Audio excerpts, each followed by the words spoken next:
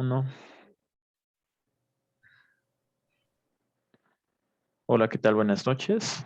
El día de hoy nos encontramos con dos invitados muy agradables. Tengo el honor de presentarles a la licenciada en Enfermería García Peregrino Rosario y al técnico en Urgencias Médicas Calderón Reyes José Manuel. Bueno, el día de hoy quiero platicar con ustedes acerca de dos temas muy importantes en la atención odontológica que a veces hacemos de lado. Eh, los cuales son la liberación de vías aéreas superiores ante una obstrucción y el uso de cánulas. Para ello formulé algunas preguntas para ustedes y los consideré a ustedes porque se encuentran dentro del ámbito hospitalario y Manuel principalmente en el ámbito prehospitalario. Entonces me interesa conocer ese contraste de opiniones, por lo que vamos a proceder a comenzar con las preguntas. La primera pregunta que tengo para ustedes es, ¿qué procedimientos conocen acerca de la liberación de vías aéreas superiores ante una obstrucción?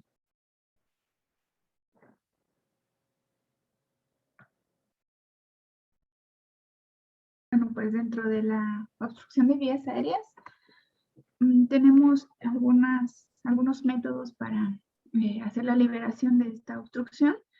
Hay algunas maniobras que se realizan. Dentro de estas tenemos la maniobra de Heimlich, que es para pues hacer la liberación de vías aéreas en caso de que los pacientes, bueno, el paciente tenga obstruido por algún objeto que haya quedado ahí obstruyendo.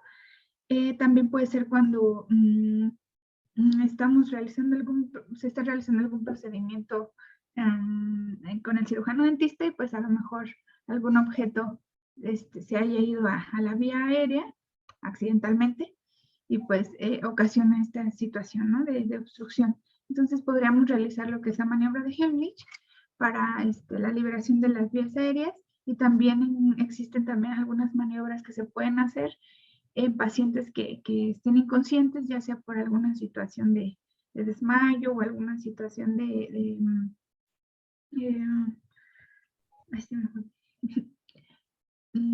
algún paro cardíaco o alguna otra situación que esté pues deteriorando su conciencia. Entonces, bueno, también para pacientes que estén inconscientes, pues podemos utilizar maniobras para apoyar en cuanto a la ventilación, lo que son las cánulas de Guedel. En esta, con ayuda también de un ambú, podemos facilitar desobstruir y ministrar oxigenación, y así pues el paciente pueda restablecer un poco esta parte, ¿no? Son las más comunes que se utilizan dentro de los primeros auxilios inmediatos. Ok, perfecto. Muchísimas gracias por tu aportación. Vamos a proceder a escuchar la opinión de José Manuel. Pues bueno, gracias, Jorge. Retomando lo que acaba de decir la compañera Rosario acerca de aquellos casos donde nuestro paciente por alguna razón, ya hablemos de un síncope, de alguna reacción alérgica, por ejemplo, nuestro paciente dentro del consultorio haya entrado en inconsciencia y algún objeto se haya encontrado en la cavidad de este paciente, pues existen otras maniobras previas a lo que es el RCP, por ejemplo, o al uso de las cánulas orofaringeas, la cual consiste en abrir la cavidad oral con una maniobra llamada monedero, obviamente con nuestra mano enguantada. Sí, muy bien similar a, y una vez que abrimos nuestra cavidad oral, colocamos nuestro dedo en forma de gancho. Nos fijamos en la cavidad oral si existe este objeto extraño, ya sea grapa, tapón o cualquier otro objeto, un diente, por ejemplo. Y en caso de poderlo observar y ser capaces de extraerlo nosotros mismos con nuestro dedo, lo podemos realizar. Todo esto con ayuda de una lámpara pupilera, una linterna o, por ejemplo, con la lámpara del sillón dental. Entonces ajustamos la luz, nuestro dedo en forma de gancho, hacemos la maniobra de gancho y podemos retirar el objeto. Eso en caso de objetos sólidos. En caso de objetos líquidos como sangre, saliva, en caso de que por alguna razón el aspirador haya fracasado, que no esté funcionando, se haya averiado, si nuestro asistente no puede aspirar, nosotros podemos utilizar una jeringa de 30 mililitros, colocarla en la cavidad oral y succionar todo este líquido. Y así es otra manera de despejar nuestra vía aérea superior. Muchísimas gracias. De verdad esas técnicas no tenía conocimiento de ellas, entonces espero puedan ayudar a nuestros compañeros con esta entrevista. Bueno, la siguiente pregunta es, ¿qué tan familiarizados están con el uso de las cánulas?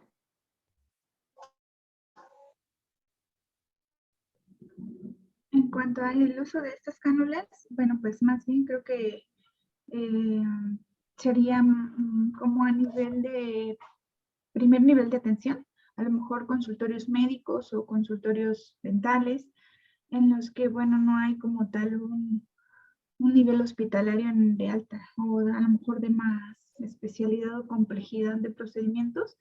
Entonces yo creo que el uso de las cánulas es algo más viable en cuanto a primer nivel de atención o como medida de primer auxilio inmediato en el caso de que se requiera restablecer o bueno, apoyar la parte de la ventilación del paciente. Entonces, bueno, pues más bien creo que esto se usa más en primer nivel de atención que en nivel hospitalario. En nivel hospitalario ya se utilizan otras medidas de mayor complejidad, en la que ya tienes a tu alcance a lo mejor un ventilador mecánico y ya se utilizan otros medios más complejos para apoyar la oxigenación del paciente. Y bueno, pues la liberación de las vías aéreas obstruidas. Entonces, pues esto creo que es más en primer nivel de atención. Ok, entonces en ese aspecto pienso que la opinión de José Manuel podría aclararnos un poco más este tema. Sí, la compañera Rosario tiene muchísima razón. El uso de cánulas, para aquellos que no los conocen, esta es una cánula orofaringea. Este tipo de dispositivos está más encaminado a los primeros niveles de atención, a los primeros auxilios. Sin embargo, pueden ser utilizados en aquellos consultorios dentales o en aquellas clínicas en casos, por ejemplo, de inconsciencia primordialmente. Retomamos lo anteriormente mencionado, ¿no? Los casos de síncope, donde por alguna razón nuestro paciente, al momento de entrar en inconsciencia, recordemos que la lengua también es un músculo que tiende a relajarse. Entonces, si este músculo se relaja, puede recorrerse hacia la zona posterior y este recorrido puede generar una obstrucción en la entrada del aire. ¿Esto cómo es que lo vamos a evitar mediante la cánula? Pues bueno, si se dan cuenta, la cánula tiene una concavidad en esta parte, como un hueco. En este hueco es donde va a ir insertada la lengua, de esta manera similar. Esta sujeción va a evitar el recorrido hacia la zona posterior, manteniendo así la vía aérea permeable. ¿Cómo es que podemos usarla o cuáles son las técnicas para colocarla? Pues bueno, si tenemos a nuestro paciente, lo primero es medir la cánula, porque hay de diversos tamaños. Hay para niños y hay para adultos, ¿no? Son diversos tamaños los que existen y una de las maneras para medirlas es tomando en cuenta la distancia que hay entre la comisura de la boca hacia el lóbulo de la oreja. Colocamos nuestra cánula de esta manera. Si es la longitud deseada, la longitud que hay entre el lóbulo y la comisura de la boca, podemos proceder a colocarla porque le queda al paciente. Se toma la cánula, la cavidad oral y se coloca de la siguiente manera. Podemos realizar esta introducción y una vez que la boquilla de la cánula está al nivel de los labios, como procedemos es a girarla, es decir,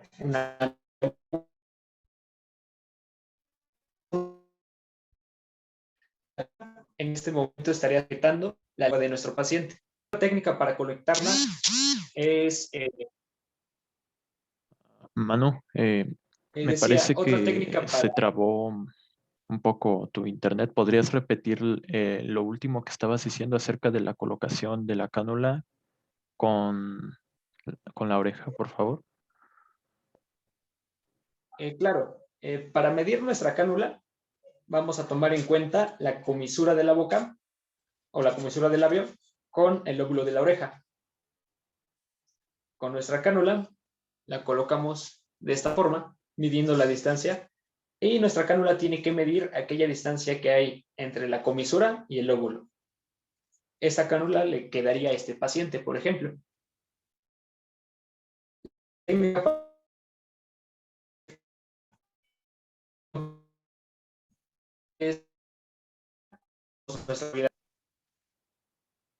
Para colocar la cánula orofaringea, vamos a tener que primero medirla.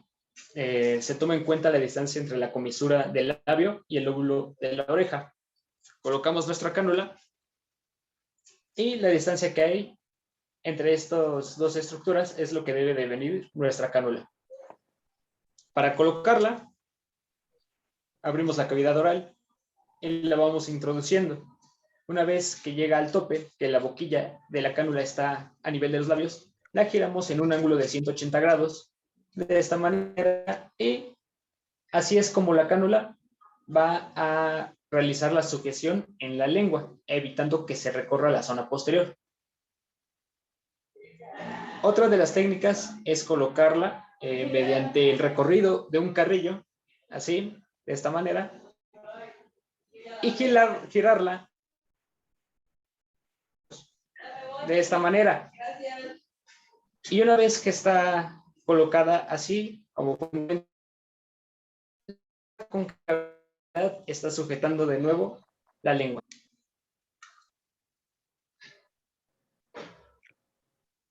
Ok, te agradecemos mucho que nos hayas mostrado tanto el procedimiento como la técnica para poder utilizar estas cánulas. Es claro que se van a utilizar más estos aparatos a nivel prehospitalario. Entonces vamos a proceder a la siguiente pregunta que pienso que puede aplicar para los dos, que es, ¿cuáles son los riesgos que puede conllevar la colocación de una cánula en un adulto mayor?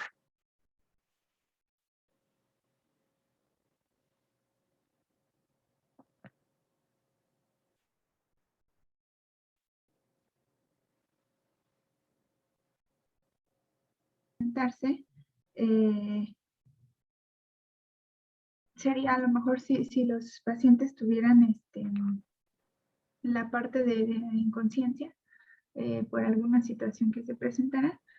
Bueno, eso lo hace complicado en cuanto a la edad del paciente. A lo mejor no tanto el procedimiento de la utilización de la cánula, sino más bien que a veces esos pacientes pues tienen algunas otras complicaciones de salud de otras enfermedades que pudieran también a lo mejor complicarnos la parte de la situación que esté presentando de obstrucción de vías aéreas.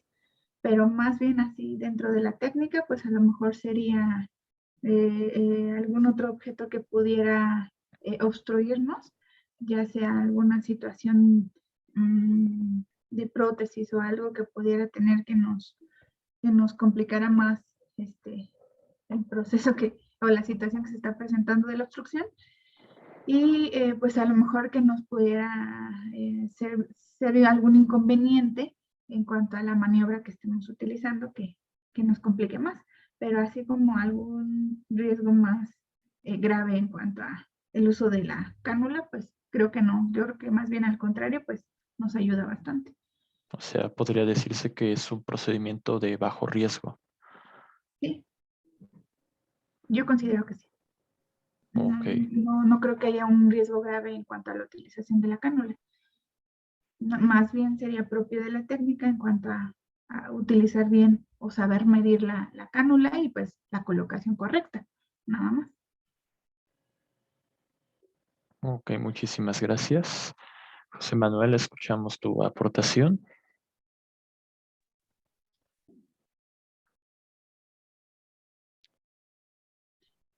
Sí, solo me quería complementar en cuanto a la parte que mencionabas de si hay o si consideramos que existe algún tipo de riesgo importante. en el uso de este tipo de cánulas, pues yo considero que una, pues tiene bastantes ventajas, ¿no? Entonces, y es de fácil uso, de fácil, bueno, la técnica para colocación es fácil, de medición también. Y bueno, en cuanto a los materiales del que está hecha, debido a que es un material muy suave, pues esto reduce la probabilidad de algún tipo de daño dental que pudiéramos ocasionar o incluso en la propia mucosa. También, como es rígida o el material es rígido, lo que nos ayuda pues es para mantener lo más despejada la vía aérea. Y también la puntita de este tipo de cánulas son suaves, o el material es suave, y pues por tanto a la hora de que la introduces en vía aérea como tal, pues también reduce el daño de algún, reduce el riesgo de algún daño tisular en la propia mucosa, ¿no? Y bueno, pues estas son dentro de las ventajas que pudiera tener. Entonces, pues es muy fácil de usar y pues no consideraría que tuviera un riesgo importante, ¿no? En el uso de este tipo de cánulas. Ok, muchísimas gracias por esa aportación. Para complementar tu idea, ahora sí, vamos a proceder a escuchar la opinión de José Manuel.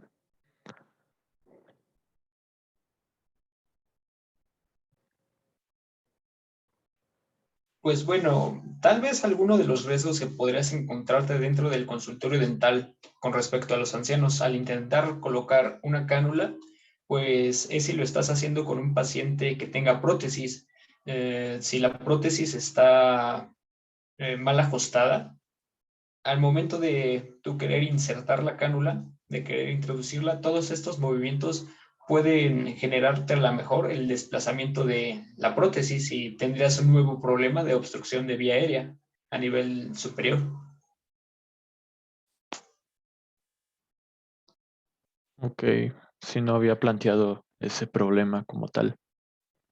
A propósito que estás aquí, Manu, tengo una pregunta para ti. ¿Con qué frecuencia pasan estos procedimientos? O sea, ¿con qué frecuencia tú colocas una cánula en un paciente en tu día a día? Pues mira, de 10 servicios que puede haber a diario, creo que al menos 7 requieren este dispositivo. Este dispositivo prácticamente se usa en todo aquel paciente que esté inconsciente, entonces es alta la frecuencia de uso. Dentro del consultorio dental, pues bueno, a lo mejor no sea tan frecuente, pero hay un dicho que es mejor tenerla y no ocuparla que ocuparla y no tenerla. Bien dicho, ¿no? Mejor prevenir y tratar de rescatar esa vida a no hacer nada y que se te vaya el paciente, ¿no?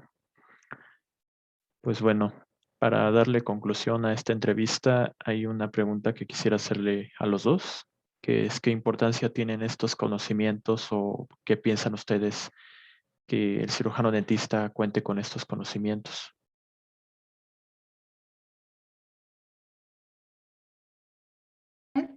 Eh, sí llegan a darse este tipo de situaciones, sobre todo, pues, a lo mejor con reacciones alérgicas a medicamentos que utilizamos como primera vez en los pacientes en el consultorio, a lo mejor como alguna situación de síncope, algún desmayo, alguna situación por la cual el paciente pudiera quedar inconsciente, pues esta maniobra es la ideal como medida de auxilio inmediata para poder pues, apoyar la parte de ventilación del paciente, ¿no?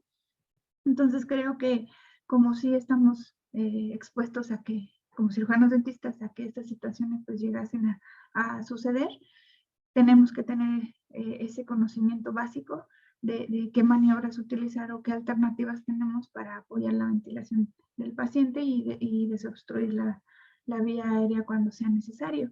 Entonces, pues creo de suma importancia conocer estos materiales, conocer las cánulas, su uso, la técnica, cómo colocarla y pues conocerlo y dominarlo para cuando llegue a suscitarse algún tipo de situación como esta. Ok, perfecto. Un comentario muy acertado de su parte. Ok, Manuel, ¿cuál es tu opinión al respecto? Pues bueno, ya después de todo lo comentado, pues es importante resaltar la prevención, ¿no? Y de que el personal odontológico debe de conocer el uso de este dispositivo, pues bueno, es de observancia obligatoria de acuerdo a la normatividad mexicana.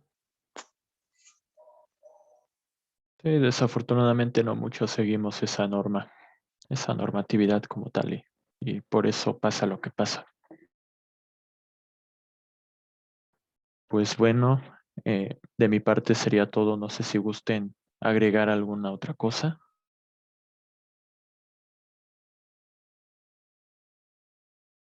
Especialistas quizás a lo mejor en primeros auxilios o demás, pero sí es nuestra responsabilidad como cirujanos dentistas el estar preparados en conocimientos básicos de primeros auxilios para cuando se susciten estas situaciones.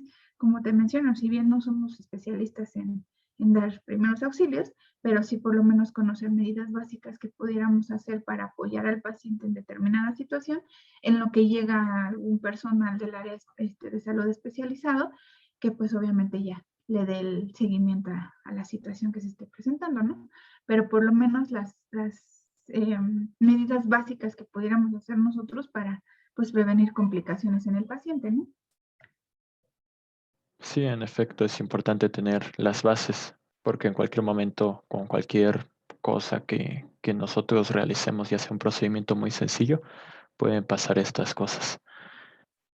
Bueno, pues yo les agradezco mucho que se hayan tomado el tiempo para estar presentes hoy, aclarar mis dudas, nuestras dudas, porque es un bien para todos y espero contar con ustedes para muchas otras cosas. Se les agradece también la aportación de sus conocimientos y pues de mi parte sería todo. Me despido de ustedes. Muchas gracias.